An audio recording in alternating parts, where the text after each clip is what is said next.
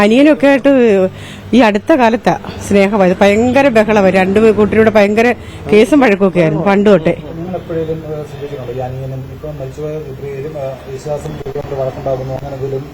പക്ഷെ അപ്പച്ചൻ പറഞ്ഞിട്ടുണ്ട്, ഞങ്ങളോടൊക്കെ പറഞ്ഞിട്ടുണ്ട്, ഇവനെ ഇവിടോട്ട് കേറ്റല്ലേ, ഇവൻ എന്നെ കൊല്ലുമെന്ന്.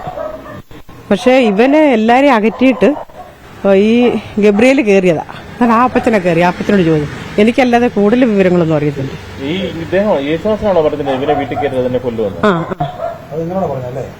ഞങ്ങളോട് പറഞ്ഞിട്ടുണ്ട്. എന്നിട്ട് പറയും സ്വത്തുക്കളെല്ലാം എന്റെ കൊച്ചുമൊക്കെ കൊള്ളാന്ന് പറഞ്ഞിട്ടുണ്ട്.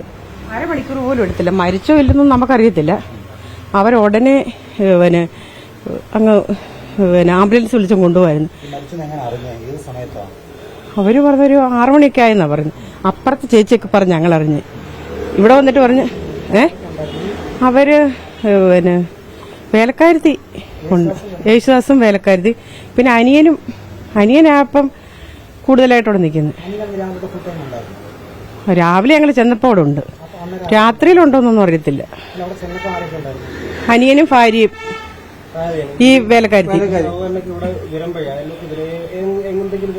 ഇവര് അനിയനൊക്കെ ആയിട്ട് ഈ അടുത്ത കാലത്താ സ്നേഹമായത്. ഭയങ്കര ബഹളമാണ്. രണ്ടു കൂട്ടരുടെ ഭയങ്കര കേസും വഴക്കൊക്കെ ആയിരുന്നു പണ്ട് തൊട്ടേ.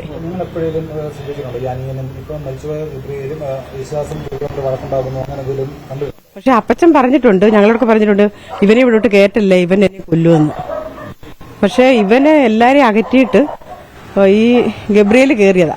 ഞാൻ ആ അപ്പച്ചനെ കയറി. ആ അപ്പച്ചനോട് ചോദിച്ചു. എനിക്കല്ലാതെ കൂടുതൽ വിവരങ്ങളൊന്നും അറിയത്തില്ല.